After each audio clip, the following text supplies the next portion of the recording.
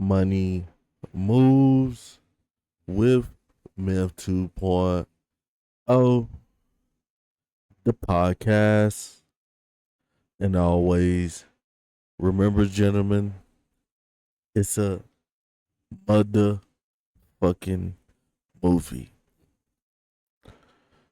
So today we got yet another video from your YouTuber, um, Tales from the Streets on YouTube, interviewing a homeless chick in Tucson, Arizona. So we're gonna be giving our own personal perspective off of her perspective, off of this interview. So guys, if you haven't, like, share, and subscribe, make sure you guys do that. Um, eh, um, so let's hop straight into the content. Six. And what are you doing out here? Are you homeless? I was just homeless, yes, but for the most part, yeah. I'm out here because I'm trying to find survival. Okay. How'd you get out of homelessness? Family, friends, people get me off the street once in a while. They see me and they're like, "You need help? Let me help you for a little bit until you figure out what else you're gonna do." So you went back with family? Went back with friends and family, Okay. not my family, which they stepped out a bit ago. So. So you said you were homeless before? Mhm. How long were you homeless for? About a year and a half now. And what caused you to be out here on the streets? Not making the right choices with the right people, with the wrong people, really. Being drinking, just not choosing my priorities over my survival, So guys, what do you think she means by not making the right choices? As a 26-year-old person who is experiencing homelessness, a lot of people who are currently homeless never thought that they would ever be in that position. I remember my stint of homelessness as well. You guys know me, certified ex homeless, and really, it's like after you turn 18, you have to stay on course. And if you can work before 16, before 18, like 15, 16, you can work, start saving money, try to, you know, get into college, or, learn about the prices of rent and what it takes to live. And a lot of young people are not doing this, and you know and older people as well. And this is why we most of us end up in a position where we got to sleep somewhere outside, or go to a homeless shelter, or you don't have a place of your own because you didn't prepare for it, you know but let's keep it moving. Like, I was in a relationship, a tough relationship. That really was what did it. I was in a relationship because Okay. that's what kept me in it. Hmm. And it fucked me over. Yeah. So what are you doing now, like, to survive? I don't know. I think maybe making a name for myself, making it known out here that, like, there are young people struggling. I walk up somewhere and help whoever needs it. By the grace of God, give others what I can't Yeah. ask for myself. Just so that I can show God I'm trying to take steps backwards into what I've already done, like, onto myself. I know a lot of people who are currently homeless, who is waiting for a mysterious power to come and deliver them $100,000 house. You're waiting on, God. You think that the world rewards good people. Being a good person is, okay, but the world's not gonna reward you, you know, um, especially like when you're in the streets, you have to be a certain type of way to make it out of the streets. Because if you're a woman, if you're a man and you're gullible, then people are going to use you or try to use you, take advantage of you, other homeless people. And you can just imagine how bad it is for a nice woman in the streets who is helping people and stuff like that. You know, she's probably gonna find a guy or something like that, real fast, you know. But let's keep it moving. I'm trying to do better for my community so I can uplift myself because I've torn myself down so much. I'm looking for my peace and other people's happiness. So, I mean, by choice, I have not put myself in a shelter. I have not put myself in a rehab because I know I'm not ready to just sit back and relax while most of my community out here struggling. Yeah. Sometimes you gotta take care of yourself before you take care of others.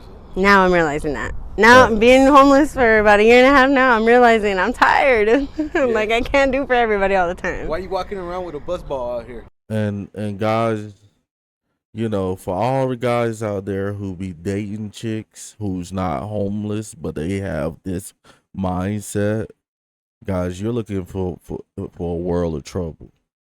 Meaning that this chick right here is gullible and green. That's what I would call it. When I say green, I'm meaning that she doesn't really know how to navigate her situation. And she goes and be nice to people, but who's struggling and stuff like that. But a lot of times, like, you gotta help people, to the best you can. But a lot of people have to won't help themselves, so you end up, but it is what it is. Maybe she might get blessed, guys. I'm not gonna knock her on that,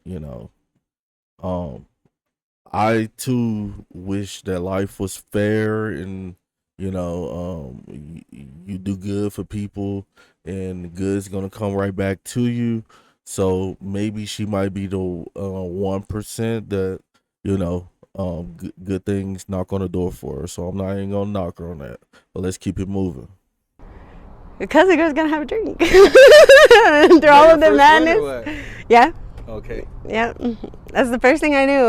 When I come out here, I just go get a drink or hit someone's blunt or whatever, and then I'm off. Do you hang out with the homeless out here? And that's not a good thing, guys. For all you party ladies at 26, me being homeless in Atlanta, being homeless in Florida, being homeless in Houston, and other places as well.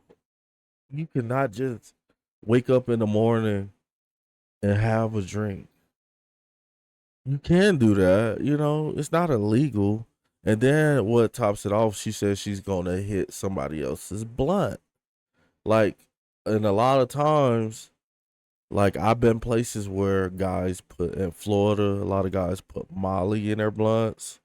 In Houston, a lot of guys dip their cigarettes and embalming fluid.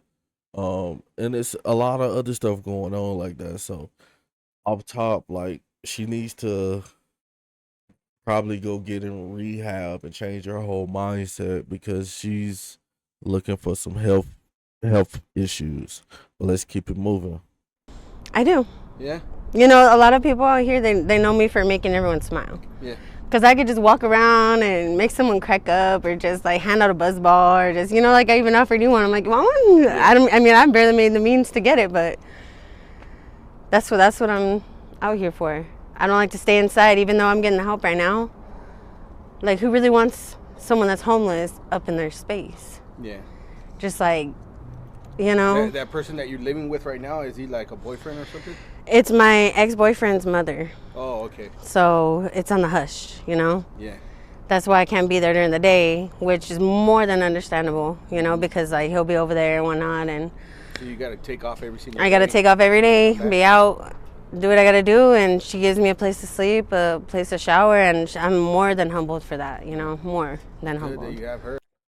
And she's like he said, she's lucky because you know she's lucky that she has her ex boyfriend's mom, even though she's not in a relationship with the dude no more and stuff like that to help her out. But it seems like she's still doing the same thing though.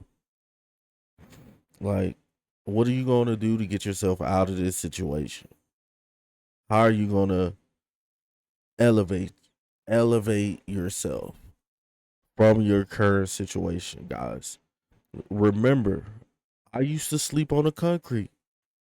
I just slept on benches, park benches. I just slept on buses. I just slept on trains. I just slept in tents.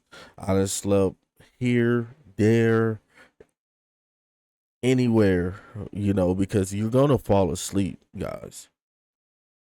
And if you can't fall asleep in a house or in a homeless shelter, your body's going to shut down eventually. You're going to pass out somewhere, you know. Let's keep it moving. At least. And my own mom, she would be willing to help me, but the thing is she doesn't want to enable me. Yeah. And that's a big thing for me. I won't make her. I will not sit there and make her feel bad for me, make her feel like she's gonna, turn one in just for me. No. Yeah. I know my mom stands on her shit, and I'm gonna let her. Do you have both parents? Did you grow up with both parents? No. Actually, I grew up in the system. Oh, did you? I grew up in DCS, CPS. How old? Since I was 5. I grew out of the system. Do you remember what? And this is what the system is giving us back. I mean, she's here. She's not unalived, and then she's breathing. But 9 times out of 10, a lot of these chicks who come from, um,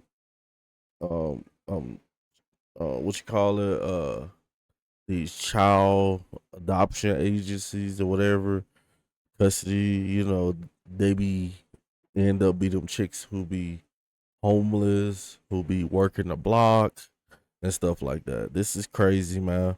But let's keep it moving. Happened? Well, how come you got taken away? My dad was a big G-head. He did a lot of and he abused the hell out of me and my siblings. And we were taken at a young age in and out the system our whole lives. And yeah. What's your ethnicity? You said you were Mexican. Mexican, Irish, white, yeah. Who's Mexican and who's white? My mom is Mexican, big time Mexican. Okay. Her whole family is Mexican. And your dad's white? And my dad's like Irish and Native and yeah. Okay. So I got a lot of different like Native in me, a whole lot. Do you remember the day that you got taken away from your parents? I do. Yeah. I remember it wasn't fair. I remember that it needed to be done though. Yeah. Because I didn't want to be scared anymore. And I knew that those people were there to help. Mm-hmm. So was that bad? Mm-hmm. Yeah. Oh, yeah. It was all... Yeah, obviously, they didn't help her at all because she's still in this situation. Probably worse than she was when she was with her parents, But you know how kids over-exaggerate things? Because I'm a 90s baby, and I'm from that era. And I'm from a state where in Tennessee we got corporal punishment in schools. So when all these other states that have corporal punishment, like when we got in trouble, and I got in trouble a lot in Memphis, and then they'll bring the paddle out and you'll get paddled 3 times or 6 times, or every time you want to act up you can come and get paddled. So and it was okay for parents to discipline their kids back in my day, but these Gen Z, these modern kids, man, modern kids, like, bro, like, the world can be a scary place, and a lot of times y'all be trying to make it look like it's fun, and you want to sit around and try to make good out of being in a bad situation, then you're not gonna get nowhere. But guys, this is all I got for the video. Shout out to Tales from the Streets on YouTube, man. I enjoy your content. His links in the description. If you guys rocking with his content, make sure you guys hit that subscribe button, and I'm gonna holler at you guys on the next video. Over and out.